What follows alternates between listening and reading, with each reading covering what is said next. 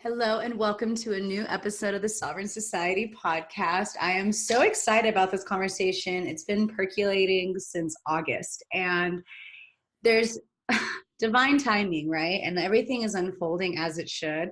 Two things.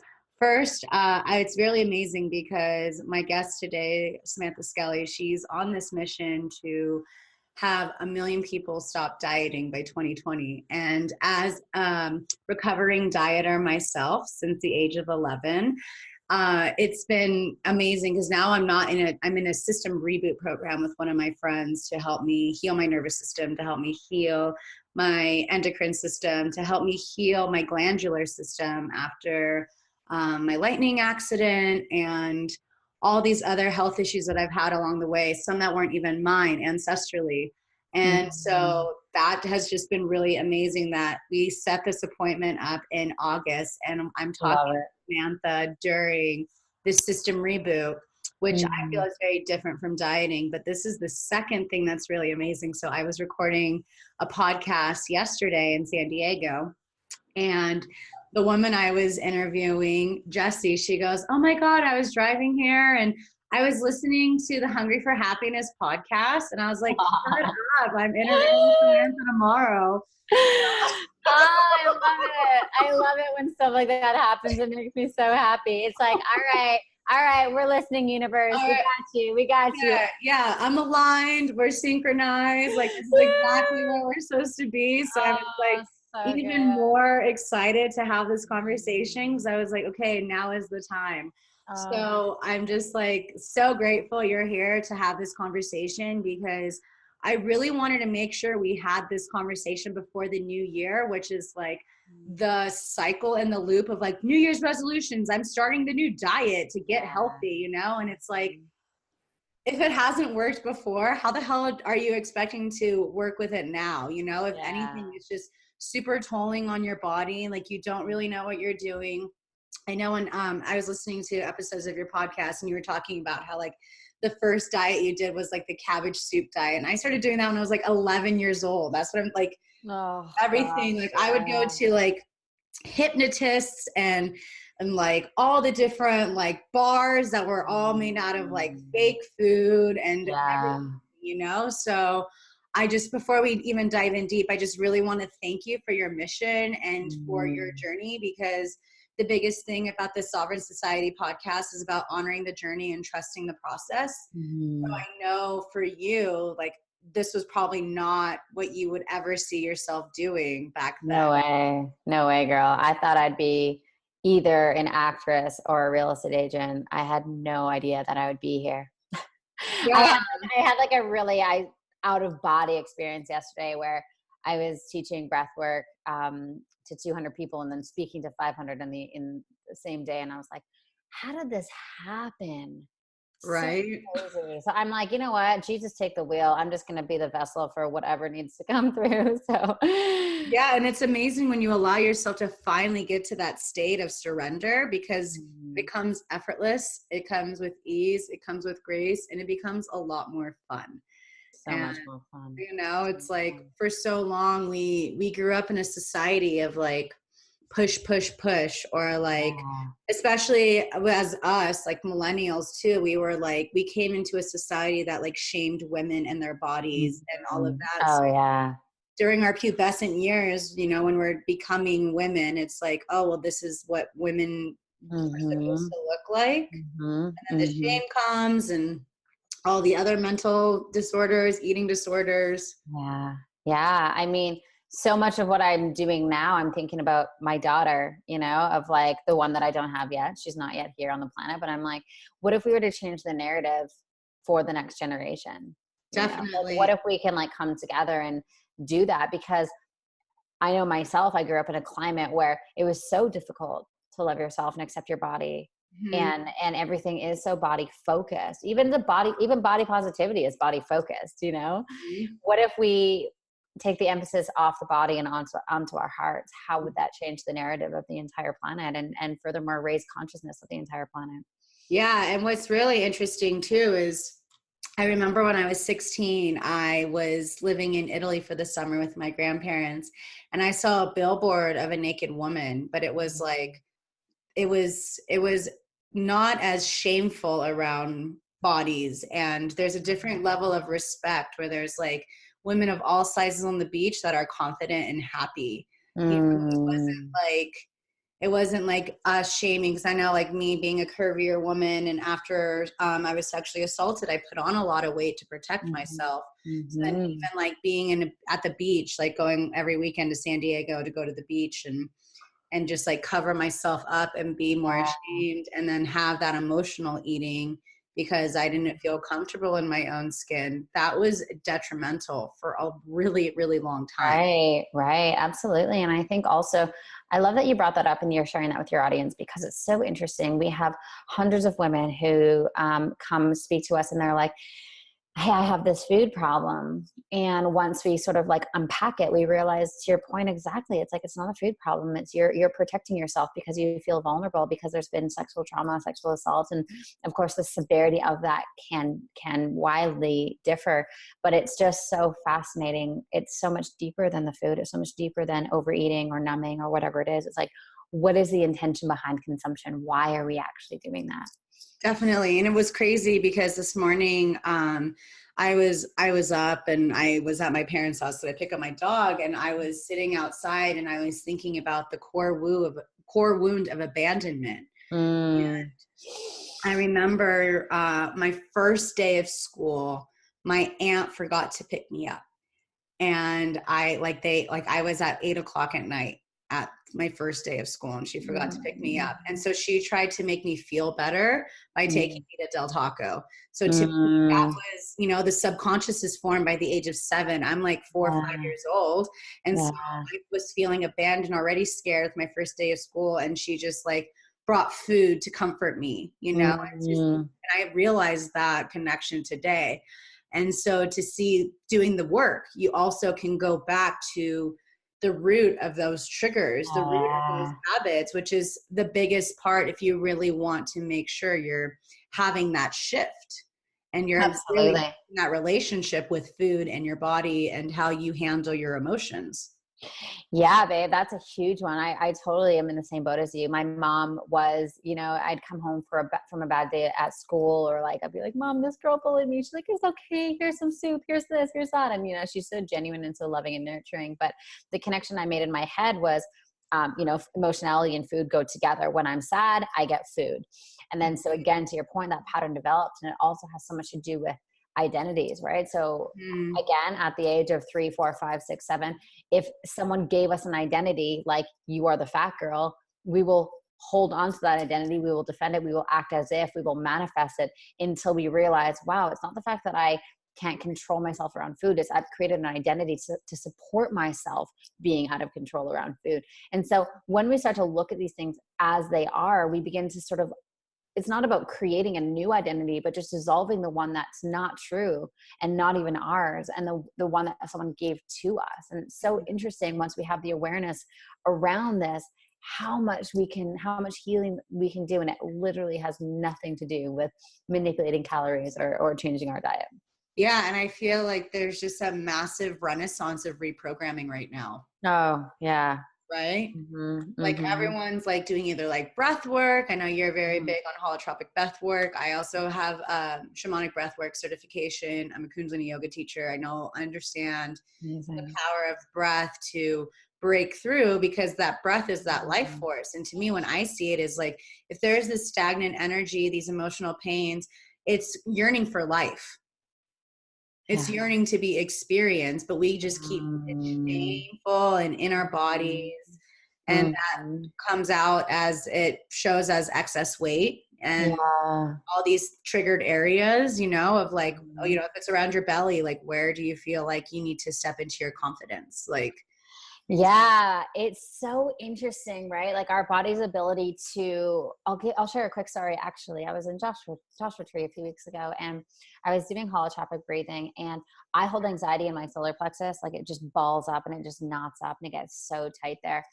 And throughout the day, like a nice integrative breath exercise I can use to like minimize it and diffuse it a little bit. But then, when I'm not in my heart and my body, it can creep up. But when I was doing this breath work, it was so painful. And it just showed me like all of my emotionality and all of my stuck energy is in this one spot. And as I was doing the holotropic breathing, it was a 3-hour session. I was just feeling that part of me, and it was so painful. And the facilitator came over and she just like massaged it, and I like screamed bloody murder. And that's all it was like my body was like holding the energy there. And so that's more of like a physical energetic hold. And of course, to your point, physical weight on our body is also often a representation of emotional weight. Not always, but often, right? To your point again of like that protection mechanism from sexual assault. So where is our body like, what are we holding on to? What is that? It's like, if we can change the narrative, and rather than think like, I like my whole mission to like in its simplest form is, when we think weight loss, we want to think emotionality versus diet. And when we go to diet, we're putting band-aids on bullet wounds. But when we address emotionality, we create sustainable transformation over the long term. And so what if we could take full responsibility for that and go, what part of me needs to be loved? What part of me needs to be healed?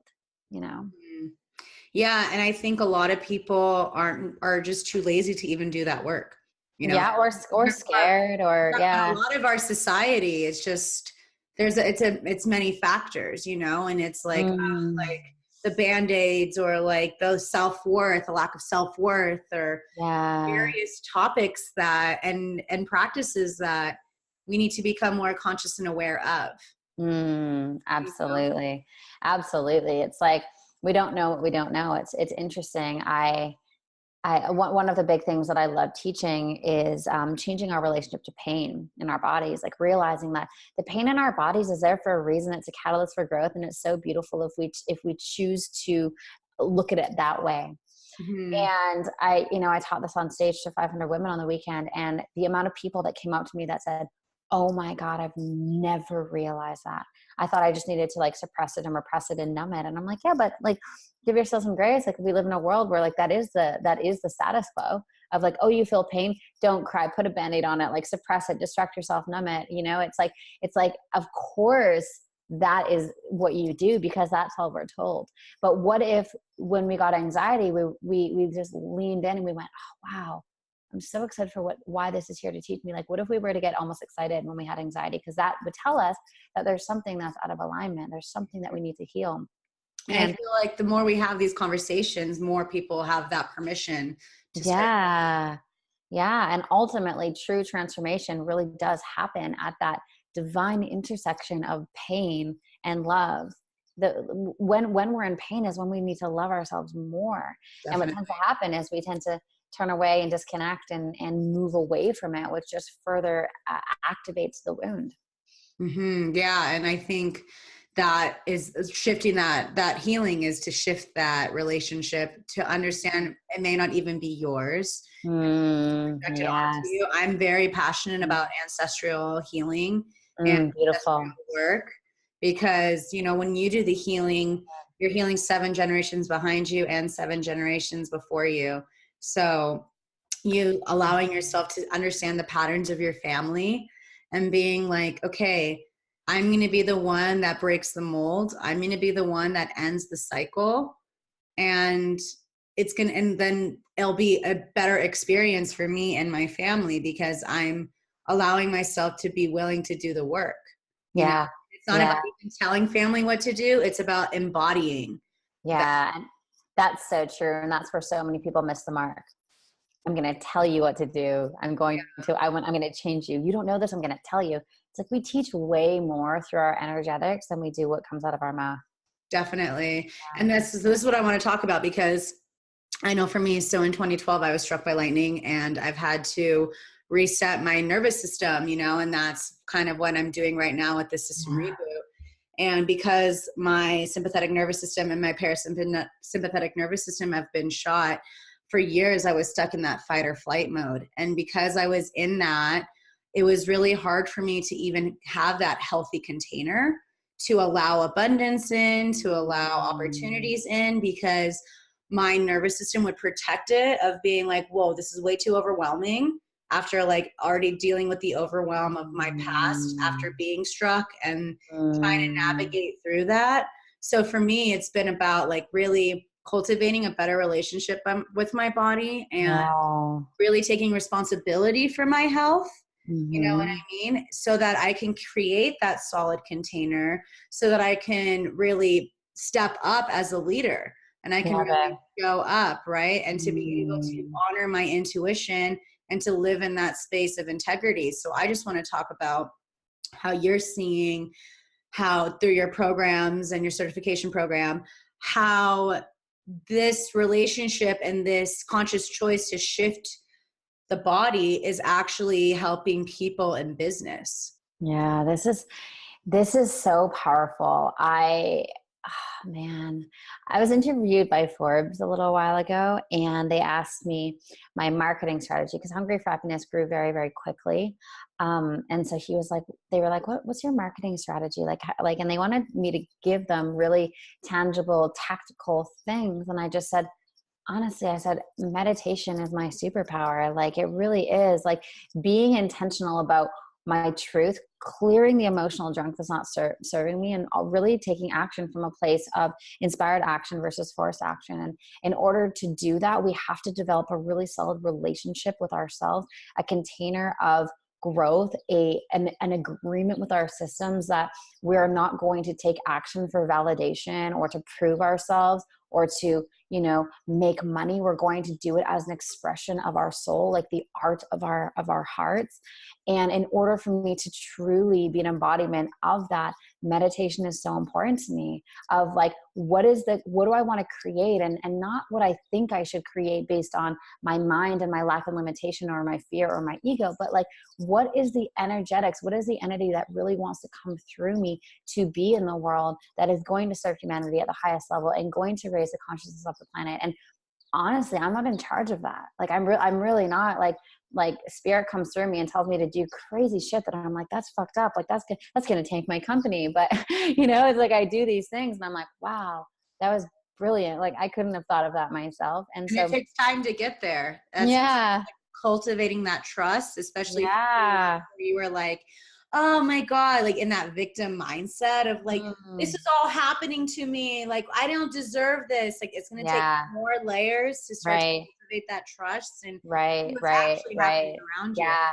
There's no room for victim mentality as an entrepreneur, as a business person. If you are, I mean, fuck, in general, I just like that.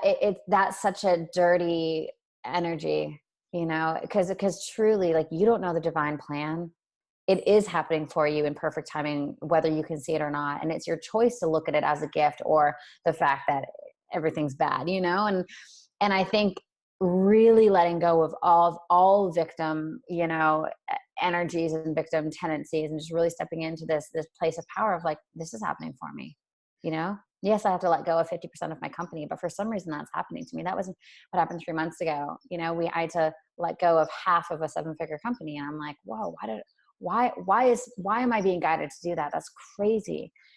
And, I kept my expenses, I kept my team. So obviously it was putting us at a deficit for a little while, but I know exactly why that was, why I was guided to do that. And now months later, it makes perfect sense. It was scary at the time and it was horrible at the time. And if I chose to play the victim card, it could have gone so sideways and we really could have tanked. But it's really, it's like this in business, but in every single area. Like, if we take emotional responsibility for everything that happens to us and personal accountability for everything that happens to us, knowing that this is what is supposed to happen, we just don't know why. We allow ourselves to be in this state of surrender and trust. And that's what's missing in business and conscious capitalism today, is this whole embodiment of surrender and trust. People talk about it, people put it on Instagram posts, but are we really living it? Like, are we actually living it? And are we really living from a place of abundance, even when it's challenging? And it's sometimes you have to do the work to break through those patterns too. Like I really had that 2 weeks ago. I sat in an ayahuasca ceremony and I just cried for 45 minutes straight. It was like 3 days after my aunt passed away, like so it was my opportunity to grieve, and it was just allowing me to be in that total space of surrender, and Yeah. that experience. So that was the conduit for her passing, like her being still transitioning, you know, like that was part of her gift for me, was to allow me to be in that space of surrender, like to its fullest capacity, you know, to its total, like snot coming down the nose, ugly crying, total surrender. And I could feel like how much I've shifted in just the past like 2 weeks from that experience, you know what I mean? Because I allowed myself to go there. And that's the thing, is like sometimes I feel like in an Instagram world, we feel like we need to like look a certain way or act a certain way or be a certain way in order for that validation, in order for that worth, right?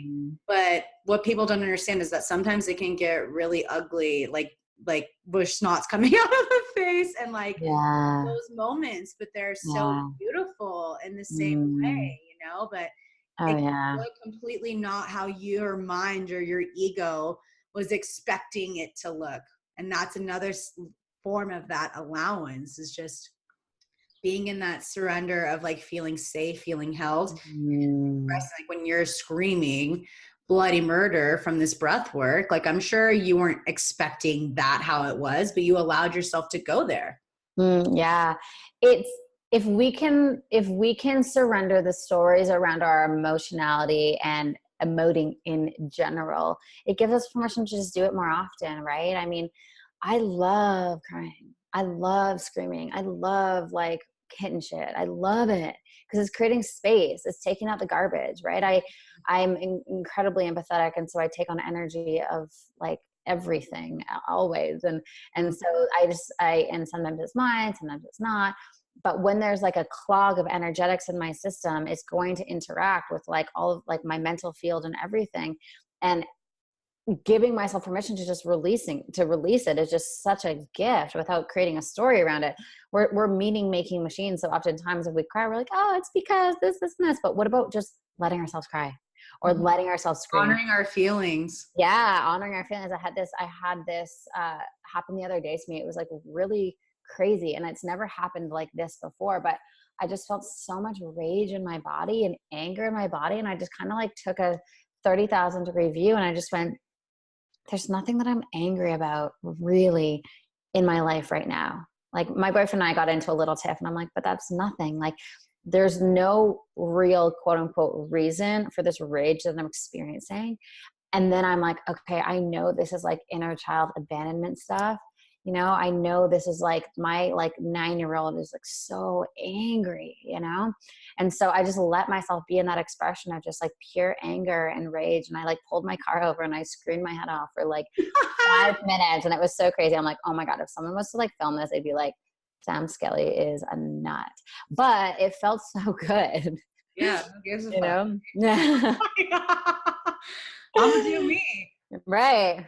Yeah, amazing. Yeah, if I were to have that, I would have had the scream and then like gone to the ocean to like have that. Oh man, that was the missing piece, girl.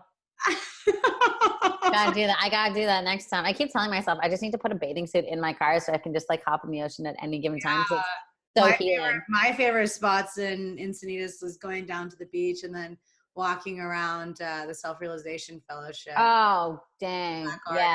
Just like my boyfriend lives like right there on 3rd Street. Uh-huh. So it's like the most perfect thing. It's the best. I used to like hang out there all the time. And then of course going to Gedanya for like some sort of like warm drink. Oh God. Yeah, my heart's in Encinitas, so that's where I had a huge part of my healing, you know. And this is the other thing I want to talk about is like honoring your healing journey. Because like, again, in that Instagram world, it's like, we can't rush our healing. We have to allow ourselves to heal properly, right? There's no like Band-Aid or like, no, you have to allow yourself to work through it. Yeah, man. It's so interesting. Yeah. So one of my friends, Matt Kahn, he is my favorite. Oh, do you know Matt? He's amazing. Yeah. Okay. He told me sovereignty is my spirit animal. And this was like right when I was recording, like beginning my podcast. And so that was my confirmation, like Sovereign Society, that's happening. Oh, that was from Matt. Yeah. It was my confirmation I was already, cause I had the Sovereign Goddess podcast. Yeah. And then I went and saw Matt. He's like, sovereignty is your spirit animal. And I was like, this is like confirmation. Well, Matt's great. I really like, man, that's so funny. I literally just looked at my bookshelf and his book just like, that was weird. That was weird. Oh my God. Amazing. But when I look at the personal development industry and I look at who's truly in their power, really working on mastering their craft and just a pure embodiment of what they teach, Matt is one of those people. Absolutely. And I think the two people that I really respect so deeply is Matt Kahn and Philip McKernan. I don't know if you know him. He's a little bit more underground Irish guy, but anyway, Matt has this YouTube video. I don't know what it's called now, but basically what he talks about is body is always on the journey. Right? The body's always on the journey. The body is the one that's wounded. The body is the one that needs support and needs love. And the spirit and the soul and the consciousness, we know that we're perfect. We know that we're whole. And like our only job on this planet is to heal our physical bodies because they are wounded. And I just love the way that Matt, I'll find the link so we can put in the show notes. Yeah. But like, I just love the way Matt says it because it's so true. And that's what I'm talking about of like, can we just change the relationship we have to our pain to know that healing our physical body is a privilege and is a priority? So it's not a weakness. It's not something that we need to numb. It's something that we just need to heal and be with. How would that change the trajectory of not only like our experience, but like the world, if one person did that, the ripple effect of that. So it's just it's a beautiful, beautiful talk. And it just encompasses like everything that I feel personally is just so truthful. Yeah, he's hands down one of like my top 5 most profound. Is he? Oh yeah, for sure. Like, who's one more of your favorite? One more of my favorite teachers. I would say Matt Kahn. I've learned a lot from Marianne Williamson too. Yeah, she's beautiful. I've learned a lot from her. Yeah. But and I also, another great teacher who is Paulo Coelho, through like The Alchemist and everything, through that journey. But I would definitely say Matt's one. And then there's another woman from Encinitas. Her name's Freedom Franklin, and she's like very strong about divine union and like new paradigm. She's a sister, and cool. She's really great. Love. Fun to see like people are really stepping up in their dharma right now. Like, truly, I feel like I have a podcast episode called The Clusterfuck of 2018, and to just understand what's happening, basically we're understanding through like tantric numerology of Kundalini yoga, and this is an 11 year, right? And so for us an 11's a master number. And Yogi Bhajan, who brought Kundalini Yoga to the West, said, if you want to master something, you have to be willing and able to teach it. So we go through these experiences and then we've mastered it because we've been able to share. Like that's how and we're here to really share like, hey, like this was my journey with food and health and diet and all the ups and downs. And now I've created courses and I've created certification programs, and I'm going to help you get there. And that's how we began to master. And next year, 2019, is a 3-year. So that's the positive mind. So that's when there's more of the joy and everything. So we've had to go through the ringer the past few years to get that grit. Yeah. 2018's been like, I've felt like I've been in a pressure cooker the whole time. Yeah.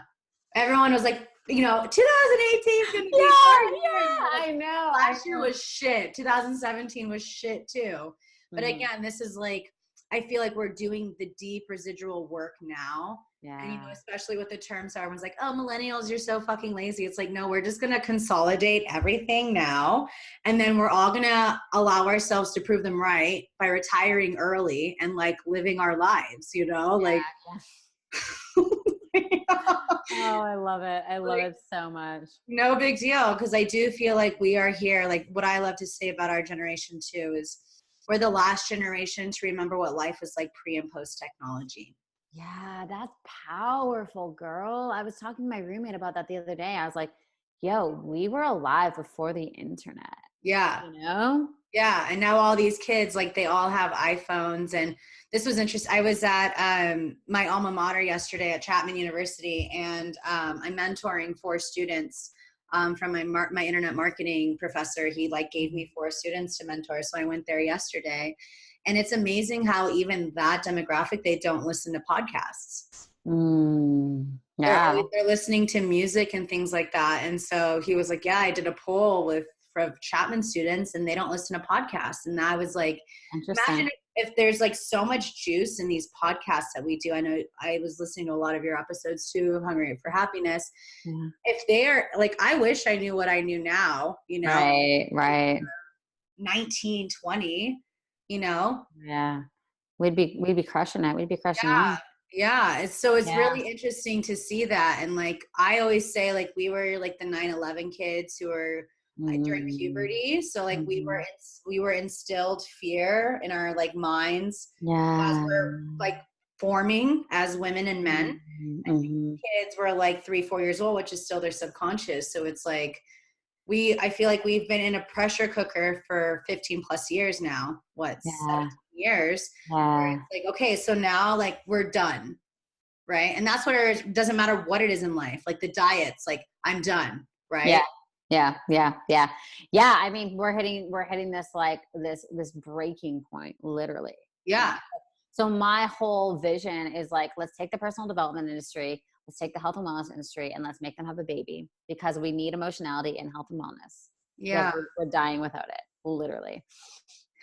Yeah. And I feel like, it's very interesting too, because there's a lot of the privilege that also comes from the health and wellness. And a lot of people may not be as privileged, based off of their economic, social status. But I feel really grateful that I live in a time where people, you can like just have internet and you can listen to these conversations in your life. Yeah. I know with you, like these podcasts, like it's very time consuming and it's a lot of energy to do.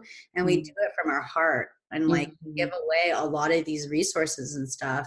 Yeah. So you can really see like this is part of our dharma. This is part of our seva.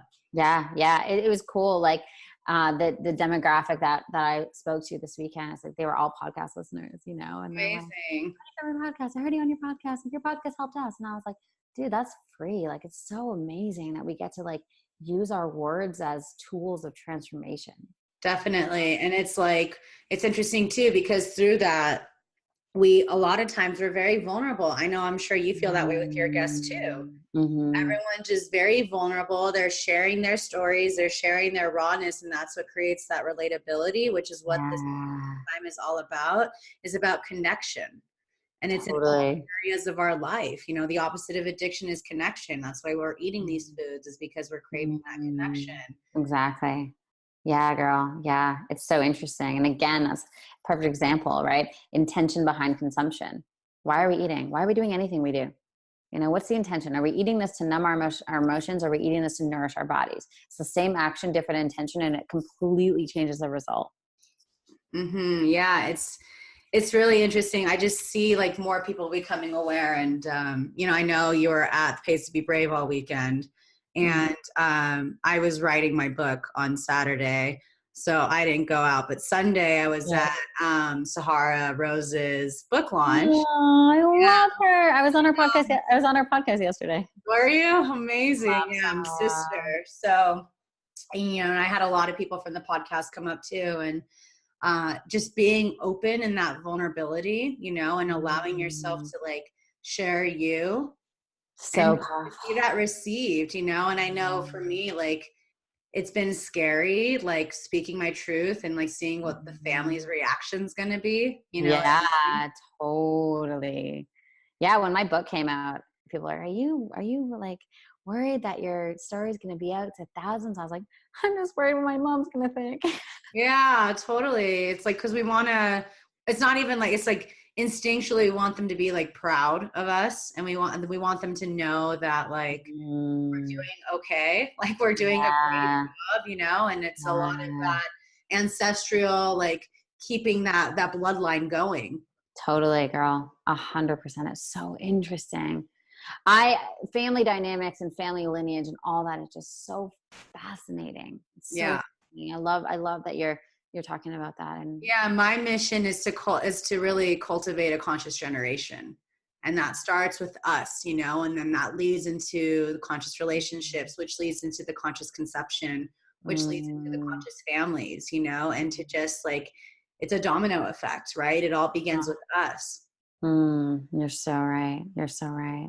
Love this. Yeah, so that's been my passion, you know, and I Mm, had to push a lot of opportunities, or at the time yeah. I did, you know, Yeah. because I needed to allow myself to get focused. Yeah, exactly. You know, Exactly. that just not Exactly. be distracted because I knew my responsibility. For sure. Absolutely. Absolutely. It's I love how you've like taken on that responsibility with so much power and grace. I'm so Oh, grateful thank for you, you for sister. doing that.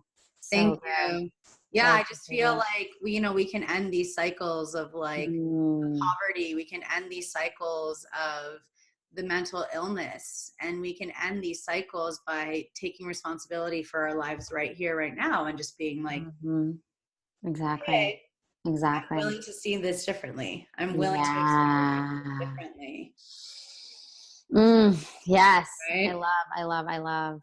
So now I really want to talk about, with that responsibility, like what you're seeing, because I know you're probably seeing it too. There's another renaissance, and that is the entrepreneurial like wave that's happened. You know, a lot of people, they really want to claim their sovereignty and live their life where it's not like the 9 to 5 that family wanted them to live, or like, you know, just like the 2.5 kids and the house and all of that kind of thing. So what would you say is like that you're seeing is happening, and what's working, and like what it takes to really build that coaching business and Mm. what it takes?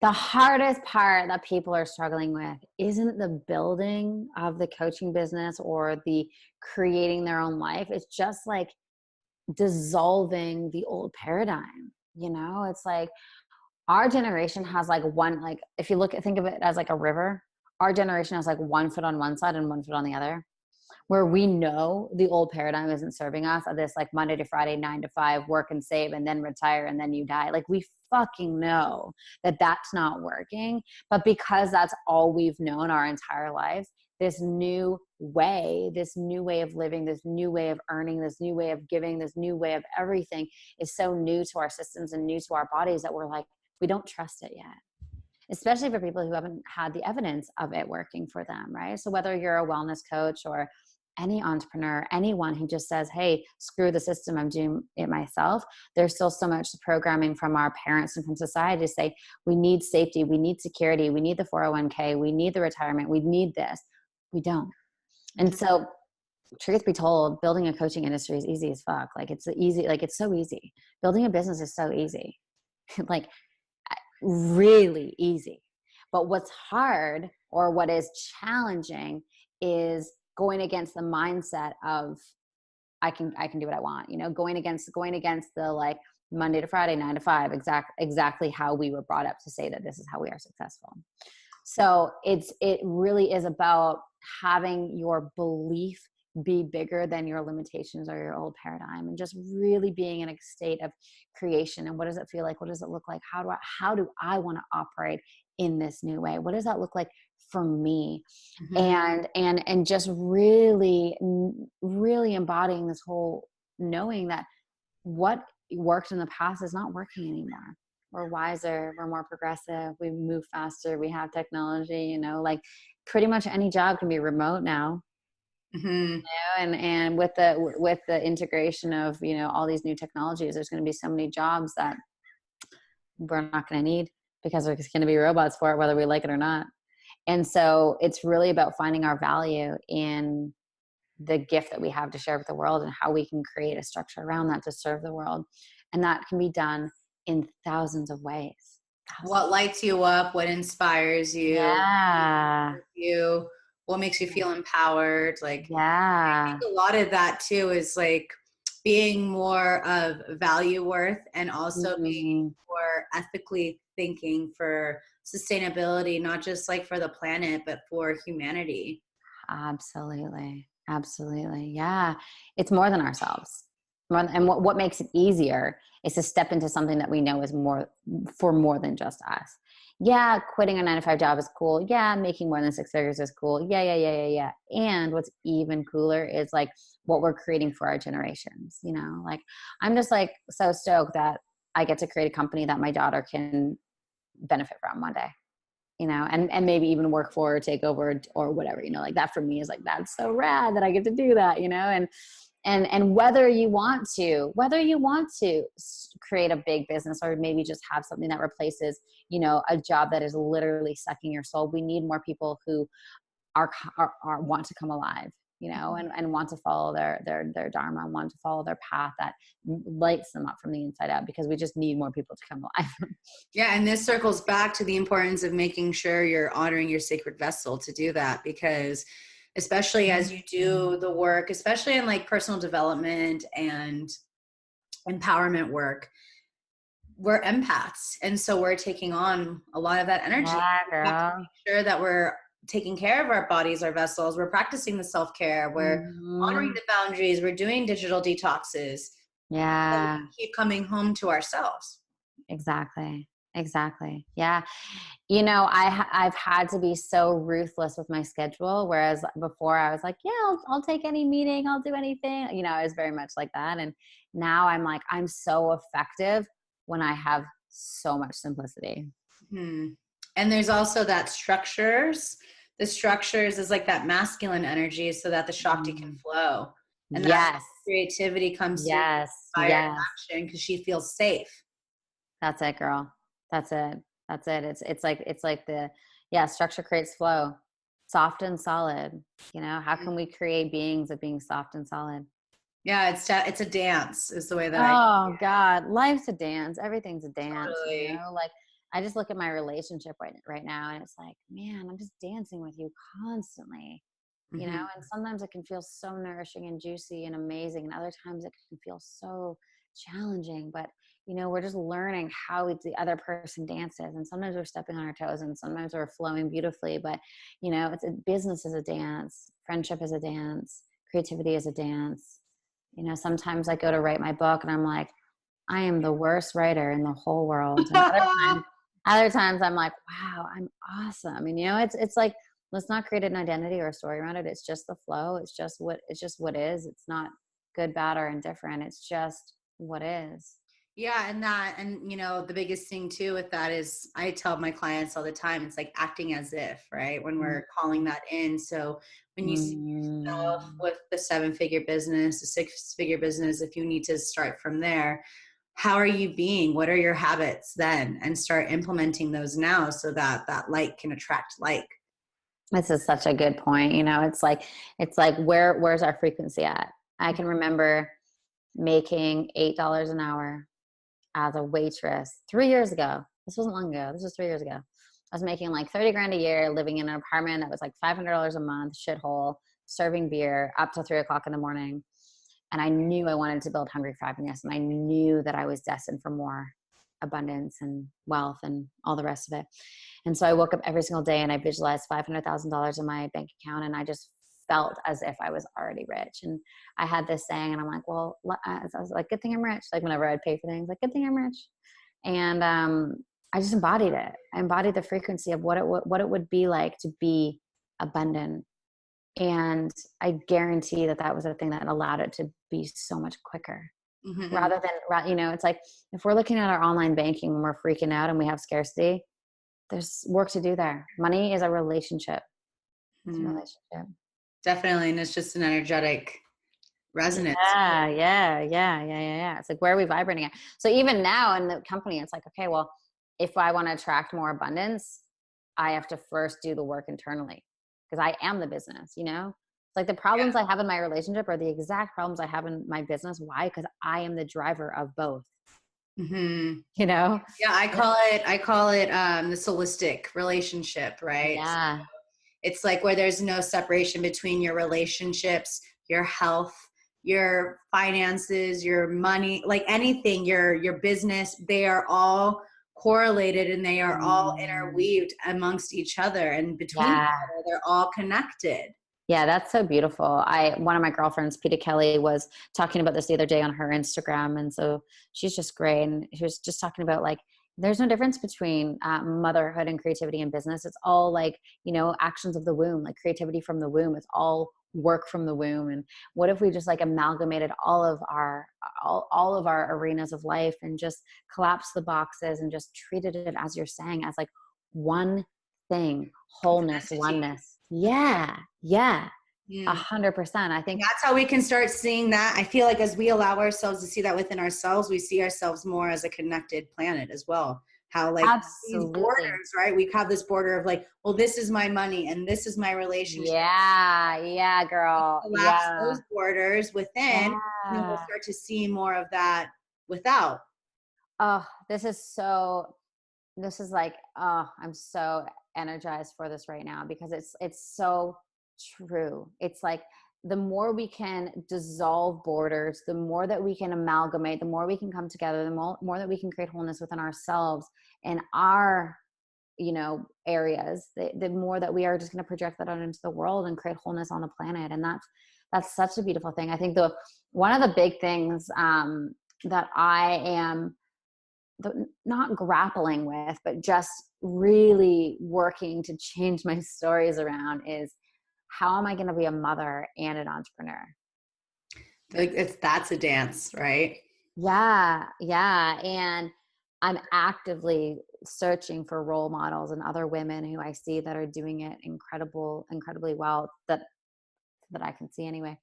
And it is such a dance because it's so new again, right? Stepping away from this archaic old paradigm of the work, Monday to Friday, 9 to 5, and moving into this like creation and flow and all of that. Like, how can we birth children and entities simultaneously? So what do you see as the future for mompreneurs?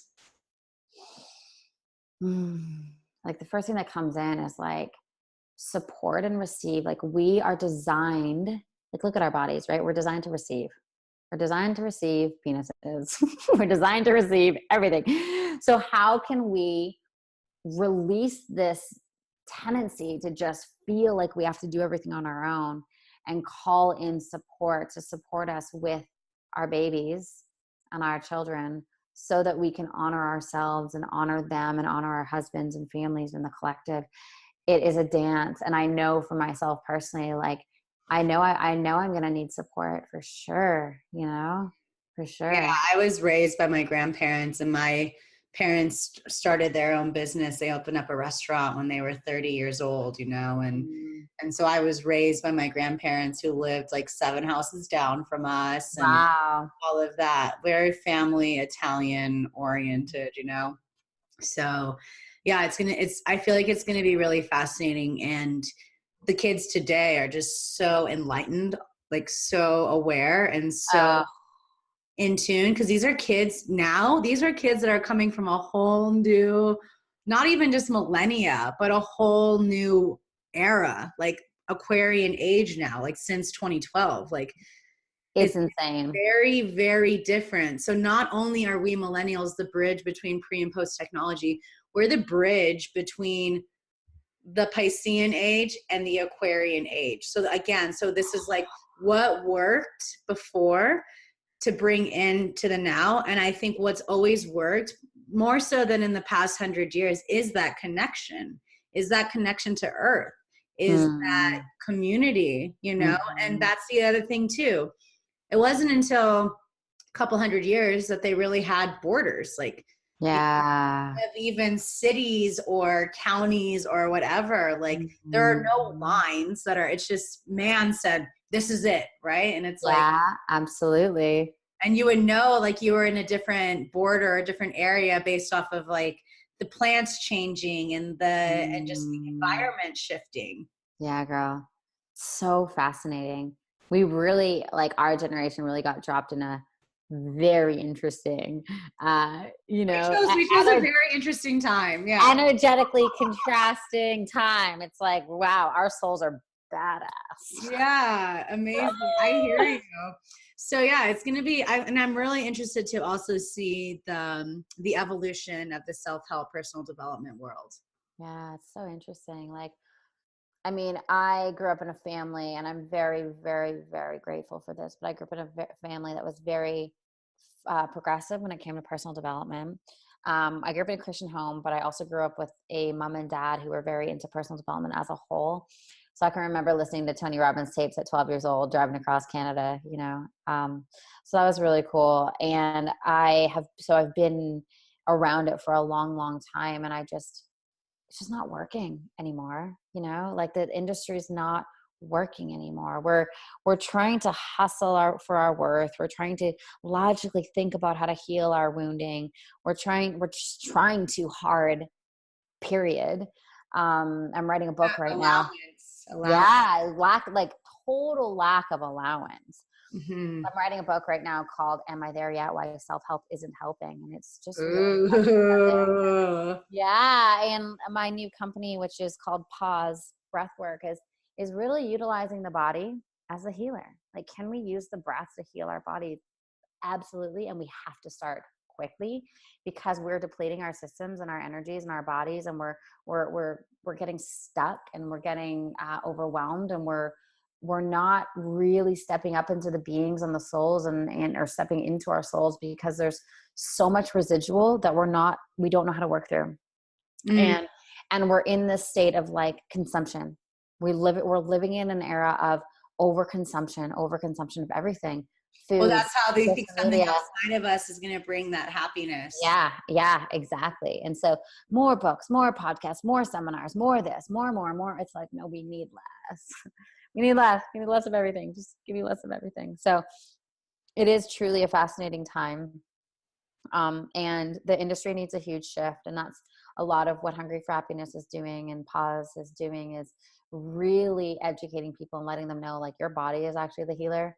You know, like, let's dissolve this dependency narrative of like, I need you to heal me. You Yeah, know, like, totally. that shit doesn't work anymore. Nor should it, because it's a broken model. Like, Because I then love you're also disempowering yourself and you're giving away your power. right. Like, it drives me mental when people are like, I empower people. It's like, you don't actually. You can inspire people to empower themselves. You can create the container. You can facilitate. You can be an incredible coach. I'm huge on coaching and mentoring and all of that. Don't get me wrong. But it's like, when we're dependent on it, it doesn't work. Yeah. We forget our power. You know, like, Yeah. we're so fucking powerful. We literally don't need anyone or anything. Like, God, universe, whatever word you want to use, gave us everything we need in these amazing vessels and these amazing systems. We have our breath, we have our body, we have our hearts. Fuck, our hearts are so powerful. And we just need to use them and listen and honor them, and release the dependency from our minds. Because I don't know about you, but my brain is not the smartest. My body, however, is fucking wise. And so how can we get people back into their bodies? By using their breath and letting them know that they have the power and the answers. You know, the whole cliche, the answers are within. There's a reason why that's a cliche, because it's true. Yeah, no Yeah. shit. Amazing. Well, this has been so good. So I always end my episodes with a lightning round. Oh, I love lightning rounds. Yeah. Okay, so let's go. What does sovereignty mean to you? Wholeness. Woo! What would you say is your animal totem right now? Dolphin. Why? Free, blissful, water, fun, having sex. Amazing. Okay, what would you say to younger Samantha? Don't worry. Mm, That's it. Yeah. amazing. Simple. Amazing. What would be something you would want to share with someone that's listening to this, that's like, all right, feeling inspired, feeling like I don't have to do this alone. I can start to look within. I have permission to look within. What would you like to Yeah. Yeah. Just forget who you think you are completely. Just fucking forget who you think you are completely. The lack, the limitations, the stories, the doubts, the fears, the identities, all of it. And just explore who you actually are. Mm, Like, that's it. Like, every day I wake up and I'm like, oh man, I'm so pumped to like find out more of like who Samantha Skelly is, because I don't really know who she is. I know a little bit, but I'm so excited to like know more of me and really understand what like truly lights me up, and really understand more of my inner child and what she needs, and my soul, and how she wants to be expressed. And I just get so excited when I get triggered, because I can heal myself. And I get really excited when I get to challenge my identities and make myself aware of identities that are not mine. Whew, yeah, that's the opportunity and the permission slip to grow. Mm-hmm. Definitely. Amazing. Yeah. So we know you have the Hungry for Happiness podcast. Where else can we find you? Yeah. So I'm super active on Instagram. We have like at Samantha Skelly is me. I love, send me a DM if you have any questions on anything.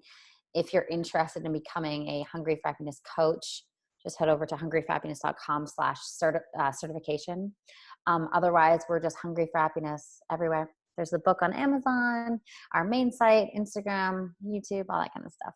Amazing. Thank you so much. And I'm excited to get on your podcast in the next couple of weeks. Yeah, girl. It's going to be Yeah. super fun. So thank you again for the work that you're doing and helping really be a conduit for people to heal their bodies and to heal their relationship with their bodies, and to use our bodies as that sacred vessel to really make change and to bring change in the world, and to really continue to raise the collective consciousness through our work, through our being. So I just really appreciate you and the work that you're doing. Thank you so much. Thank you, darling. Thank you so much for allowing me to come on your podcast and share with your amazing community. Yes. And thank you, everyone. Go check out Samantha and let us know what you thought of this episode. What were the ahas? And we would love to hear from you, and we're rooting for you. So thanks everyone for tuning in, and we'll talk to you soon. Take care.